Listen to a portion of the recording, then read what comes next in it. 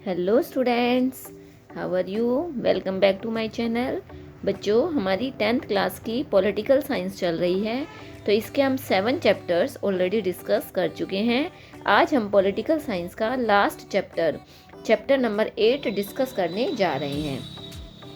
बच्चों, I hope आपको मेरी वीडियोस अच्छी लग रही होंगी। वीडियो स्टार्ट करने से पहले अगर आपको मेरी वीडियोस अच्छी लग रही हैं तो आप प्लीज़ प्लीज़ प्लीज़ इन्हें लाइक कीजिए, शेयर कीजिए और मेरे चैनल को सब्सक्राइब कीजिए। Okay, now let's start. Today we will start our new chapter, challenges to democracy. तो देखिए, आज का जो हमारा नया चैप्टर है वो क्या है? Challenges to democracy. तो आज का जो चैप्टर है बच्चों, वो क्या है? टोटली आपका ओरल है, एक तरह से ओरली आपको ये करना है। तो इस चैप्टर के अंदर जो हम आज डिस्कस करने जा रहे हैं, अभी तक देखिए हमने जो जो टॉपिक्स हमने किए हैं, लगभग सारा ये जो आपका टॉपिक, ये जो कंप्लीट पॉलिटिकल है वो क्या है? डेमोक्रेसी से रिलेट है। तो आज का जो चैप्टर है, अब तक हमने जो कुछ भी पढ़ा है इसके अंदर, उससे रिलेटेड आपका ये चैप्टर है।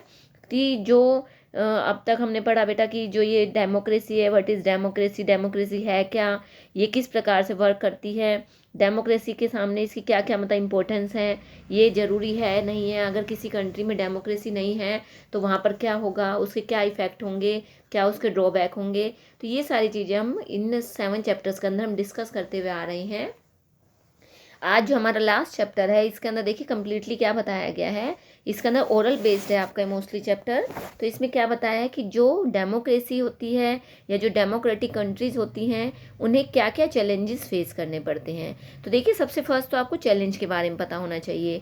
जैसे देखिए, चैलेंज क्या होता है, मैं आपको आपकी लैंग्वेज में समझा रही हूँ।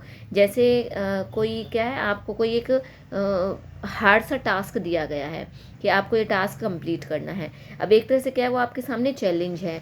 आपको अब वो टास्क को कंप्लीट करना है और आपको टाइम पीरियड दिया गया है, लिमिटेड टाइम के अंदर आपको कंप्लीट करना है। और आपको वो कंप्लीट ना केवल कंप्लीट करना है, बल्कि आपको अपना उसके अंदर बेस्ट भी दिखाना है। तो ये सब कुछ क्या है, आपके सामने चैलेंज है कि आपको सब कुछ अपना बेस्ट, रिजल्ट भी आपका बेस्ट होना चाहिए और विद इन टाइम, जो आपको टाइम दिया गया उसमें आपको कंप्लीट भी होना चाहिए और सब कुछ ओके होना चाहिए, उसमें कोई मिस्टेक नहीं हो। तो वही चैलेंज कहलाता है। जैसे अब हम आते हैं डेमोक्रेसी पर। तो देखिए, जो डेमोक्रेसी है उसके सामने भी क्या बहुत सारे चैलेंजेस आते हैं कि जो डेमोक्रेसी है वो किस प्रकार से वर्क करती है। अगर वो वर्क कर रही है तो उसके अंदर उसमें कुछ कमी तो नहीं आ रही है, उसे अपने प्रॉपर तरीके से वर्क को करना है और ना केवल वर्क करना है बल्कि उसको अपना गुड रिजल्ट भी दिखाना है। तो ऐसी बहुत सारी छोटी बड़ी चैलेंजेस डेमोक्रेसी को भी फेस करनी होती हैं।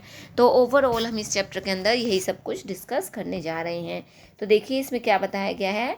First heading is thinking about challenges. तो देखिए, सबसे पहले तो क्या है, जो चैलेंजेस होती है वो होती क्या है, इसके बारे में हम डिस्कस करते हैं। तो आप लोगों को क्या है, जो हमने प्रीवियस चैप्टर्स के अंदर हमने डेमोक्रेसी के बारे में पढ़ा है, तो वो सब कुछ हम ऑलरेडी पढ़ चुके हैं कि जो डेमोक्रेसी है वो क्या है, डेमोक्रेसी कहाँ तक इस वर्ल्ड के अंदर एक्सपेंड है, कहाँ तक फैली हुई है, ये हमारे लिए कैसे वर्क करती है। अगर डेमोक्रेसी नहीं होती किसी कंट्री में तो क्या वहाँ पर वर्क नहीं हो पा रहा है। आज के टाइम में भी बहुत सारी कंट्रीज ऐसी जहाँ पर डेमोक्रेसी नहीं है, तो क्या वहाँ पर वर्क नहीं हो रहा है, क्या वो कंट्री आगे नहीं चल रही है? ऐसा कुछ भी नहीं है। सारी जो कंट्रीज़ हैं वो प्रॉपर तरीके से अपना वर्क कर रही हैं। कहीं पर डेमोक्रेसी है, कहीं पर डेमोक्रेसी नहीं है, कहीं मोनार्ची है। तो इस प्रकार से क्या है, सब हर कंट्रीज़ के अंदर अपनी अलग अलग फॉर्म है, गवर्नमेंट के अलग अलग फॉर्म्स हैं। तो ये सारी जो चैलेंजेस हैं वो डेमोक्रेसी को भी फेस करनी होती हैं। तो हम इसको अगर हम डेमोक्रेसी के टूर को देखते हैं, टूर मीन्स यहाँ पर क्या, हम इसके पीछे वाले सफ़र को देखते हैं, तो हम इसके अंदर क्या है, जो मेन मेन पॉइंट है वो हम हमारे सामने निकल कर आते हैं। तो जो चैलेंज है वो क्या है ना, एक कोई प्रॉब्लम नहीं होती है, बल्कि क्या है, वो सभी के सामने एक टास्क होता है, डिफ़िकल्ट चैलेंज होता है, जो जिसको हमको क्या है उसमें से बाहर निकलना होता है। जो मैंने आपको जस्ट अभी एग्जांपल देकर बताया था कि हमें हर प्रकार के चैलेंज को फेस करना चाहिए और हमें अपनी साइड से पूरी कोशिश करनी चाहिए, हमें अपना 100% देना चाहिए उसके अंदर। तो देखिए, जो डिफरेंट कंट्रीज़ हैं उन्हें अलग अलग प्रकार की जो डेमोक्रेसी के अंदर जो अलग अलग प्रकार की जो कंट्रीज़ हैं उससे अलग अलग प्रकार की डिफ़िकल्ट को फेस करना पड़ता है, चैलेंजेस को फेस करना पड़ता है। तो अगर हम एटलीस्ट 1/4 ऑफ ग्लोब, इस पूरे अर्थ के ऊपर जो 1/4 पार्ट है उसको अगर हम देखते हैं तो उसके अंदर आज भी क्या है, डेमोक्रेटिक गवर्नमेंट नहीं है वहाँ पर। तो ऐसे एरियाज़ के लिए जो डेमोक्रेसी जहाँ पर नहीं है, उन एरियाज़ के लिए क्या है, ये बहुत हार्ड टास्क हो जाता है। तो इन कंट्रीज़ को क्या है, फाउंडेशनल चैलेंज को फेस करना पड़ता है। तो इनके सामने और भी बहुत सारी चैलेंजेस आती हैं। इन चैलेंजेस को, इनसे ओवरकम होकर, इनसे बाहर निकल कर इन्हें क्या, अपने हर तरह के वर्क को कंप्लीट करना होता है।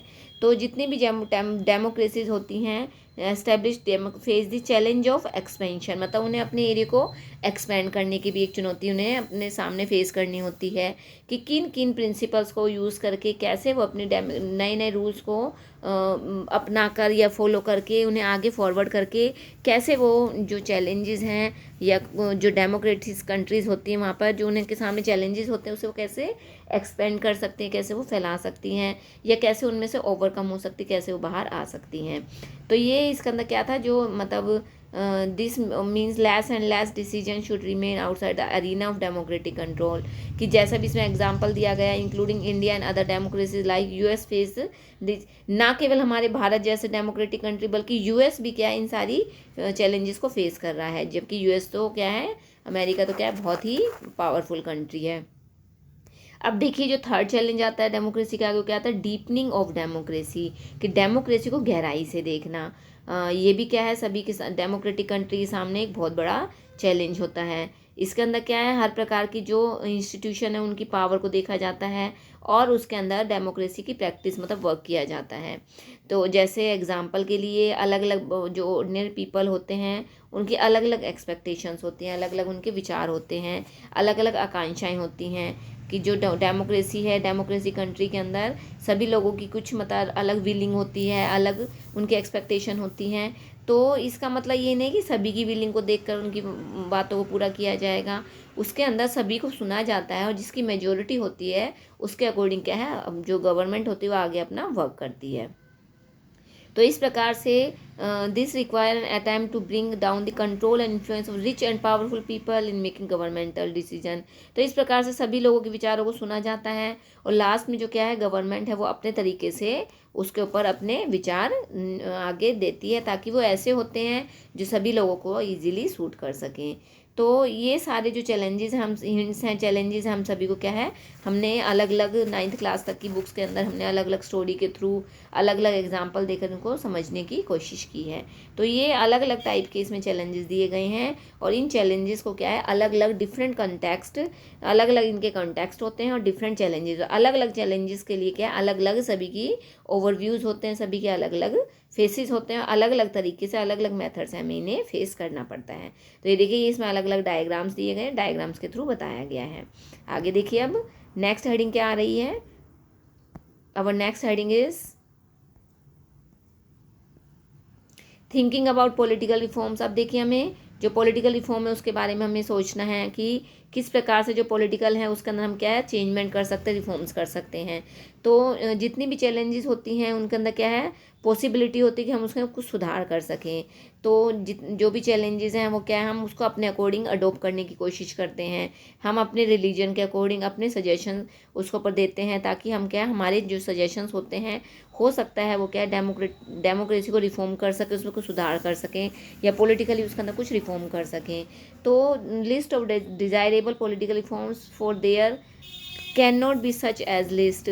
अगर सभी जो देश हैं वो क्या है, don't have the same challenges, सभी देशों के पास अगर सेम चैलेंजेस नहीं होंगे तो उन्हें क्या है, अलग अलग अगर चैलेंजेस है तो उन्हें अलग अलग ही उनके मेथड निकालने पड़ेंगे, उनका अलग अलग ही रिजल्ट निकल कर आएगा। नेचुरल सी बात है, अगर अलग प्रॉब्लम है तो सभी का सोल्यूशन भी अलग होगा। तो अगर हम इन सभी कंट्रीज़ की एक लिस्ट तैयार करते हैं, लिस्ट मेक करते हैं, तो उस लिस्ट के अंदर देखिए हम क्या देखते हैं कि इसके अंदर अलग अलग पॉइंट्स, जो हमारा जैसे इसमें इंडिया है तो हमारे इंडिया के अंदर इसको पॉलिटिकल रिफॉर्म्स के बारे में क्या बताया गया। तो फर्स्ट पॉइंट है, it is very tempting to think of legal ways of reforming politics. To think of new laws to ban undesirable things, मतलब क्या है, अगर कोई नया लॉ बनाया गया है किसी चीज़ को बैन करने के लिए, अनडिजायरेबल चीज़ों को बैन करने के रोकने के लिए, तो वो कुछ हद तक सही है, कुछ हद तक वो गलत भी हो सकता है। जैसे अब इसमें क्रिकेट का एग्जाम्पल लेकर बताया गया है, like the rules of cricket, जैसे क्रिकेट के अंदर रूल्स होते हैं। A change in rules for LBW decisions help to reduce negative batting tactics, मतलब क्या है, जो जैसे क्रिकेट के अपने अलग रूल होते हैं, दूसरा कोई गेम है उसके अपने अलग रूल होते हैं, सभी के अपने अलग अलग रूल हैं। अब अगर हम क्रिकेट के रूल को बास्केटबॉल के ऊपर फॉलो करने की कोशिश करें तो दैट्स नॉट फेयर, ये सही नहीं होगा।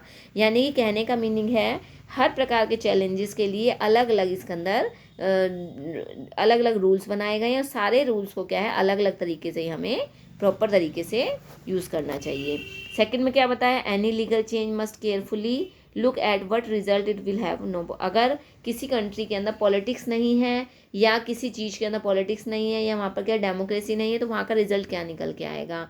जैसे एग्जाम्पल के लिए क्या बताया, बहुत सारे स्टेट्स ने उन लोगों को वोटिंग करने के लिए बैन कर दिया है जिनके पास 2 से ज़्यादा चिल्ड्रन है, मतलब 2 से ज़्यादा अगर बच्चे हैं तो क्या पंचायती इलेक्शन के अंदर अपनी वोटिंग नहीं कर सकते हैं। तो इससे क्या है, जो पुअर, जो मतलब गरीब वर्ग है, जो वीमेन वर्ग है, उसको क्या है वो अपॉर्चुनिटी नहीं मिल पाई है और वो इससे क्या हो गए हैं, बाहर हो गए हैं।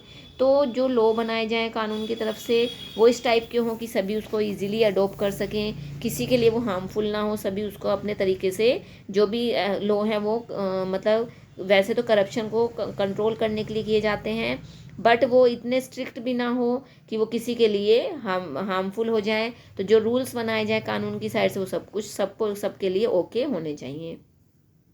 नेक्स्ट बताया है, democratic reforms are to be brought about principally through political practice, जितने भी रूल्स बनाए गए हैं उसके ऊपर क्या है पॉलिटिकली प्रैक्टिस के द्वारा ही हम उन्हें फॉलो कर सकते हैं।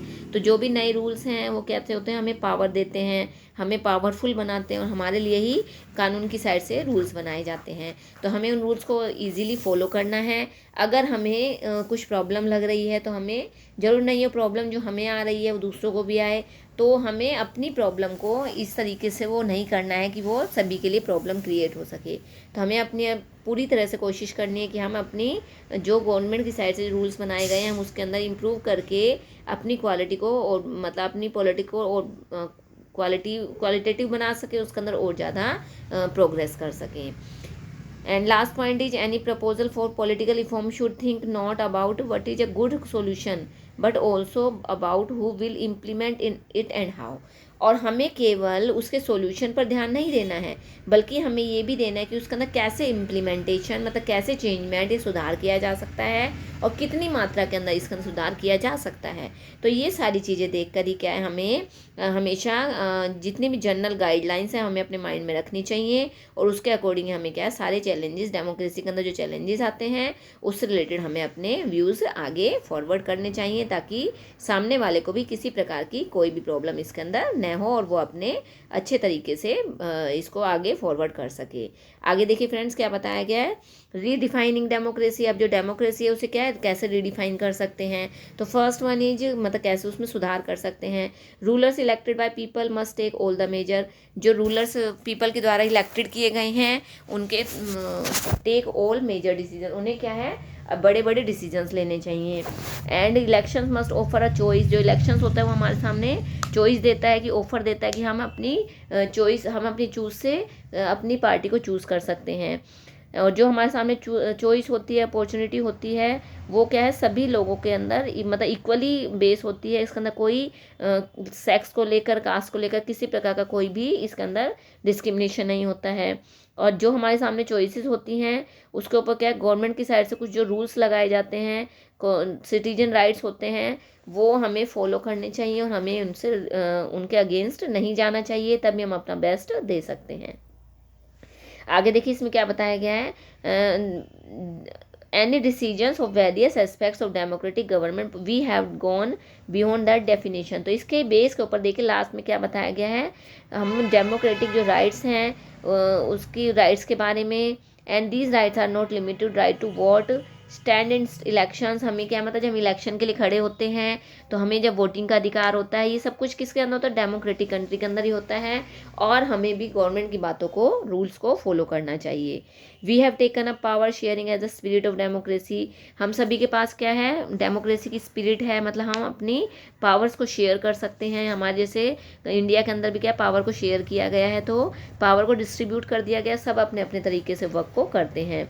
We saw how democratic can't be brute rule of majority and how are respect for minority, और हम सब देखते हैं कि जो डेमोक्रेसी है उसके अंदर, डेमोक्रेटिक कंट्री के अंदर जो मेजोरिटी है, माइनॉरिटी है, दोनों की बातों को सुना जाता है और उसके अकॉर्डिंग क्या गवर्नमेंट अपने डिसीजन निकालती है। Our decision discussion of democracy has gone beyond the government and its activity, हमारी डेमोक्रेसी के अंदर क्या है, जो गवर्नमेंट है और उसकी जो एक्टिविटीज़ हैं उसके बारे में भी इसमें डिस्कस किया जाता है। और हमें भी इसके अंदर बिना किसी without any discrimination based on caste, religion and gender, it is important in democracy के अंदर, ये सबसे ज़्यादा इंपॉर्टेंट होता है।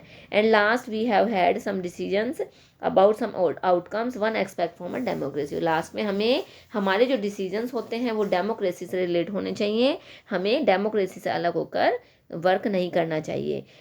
Eight last we began then with the definition what is the minimum country must have to be called democrat, और इसी का मतलब इन सब चीज़ों को मिलाकर ही क्या डेमोक्रेसी कहा गया है। और हमें ये हमारा कर्तव्य बनता है कि गवर्नमेंट की साइड से जो रूल बनाए गए हमें उन्हें फॉलो करना है, हमें उन रूल्स को तोड़ना नहीं है, ताकि जो हमारी जितनी भी डेमोक्रेटिक कंट्रीज़ हैं वो प्रॉपर तरीके से अपना वर्क कर सकें और किसी भी प्रकार की उसके अंदर कोई इशू ना आ सके, और जो हमारा देश है वो अपने प्रॉपर तरीके से वर्क कर सके।